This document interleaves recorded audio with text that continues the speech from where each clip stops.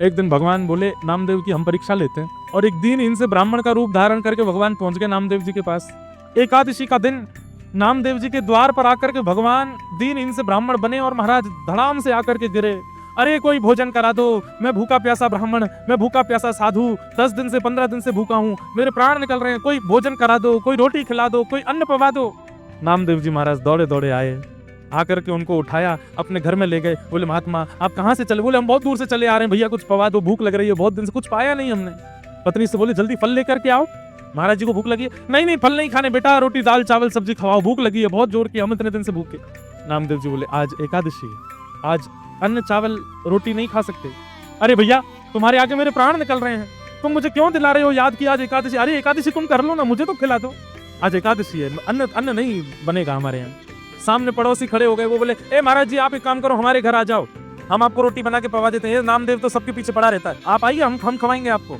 नामदेव जी ने अपने घर की किवाड़ लगा दी, बोले जाने भी नहीं दूंगा कहीं, मेरे यहाँ आए हैं तो यही रहना पड़ेगा आपको। भगवान बोले अजीब जिद है तुम्हारी, खुद हमको खाने नहीं दोगे, कहीं और जा रहे हैं तो मैं जाने नहीं दोगे?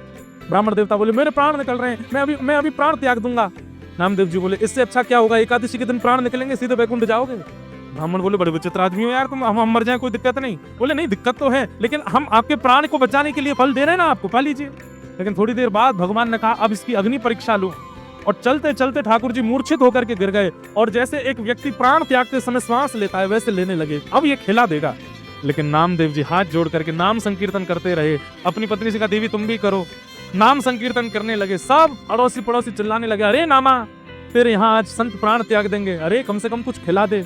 नामदेव जी ने किसी की नहीं सुनी, फल रख दिए, दूध रख दिया आगे, और ठाकुर जी एक ब्राह्मण के रूप में ऐसे गुर गुर आवाज उनके कंठ से आने लगी जैसे प्राण त्याग रहे हैं, और नामदेव जी संकीर्तन करने लगे, और देखते ही देखते प्राण चले गए।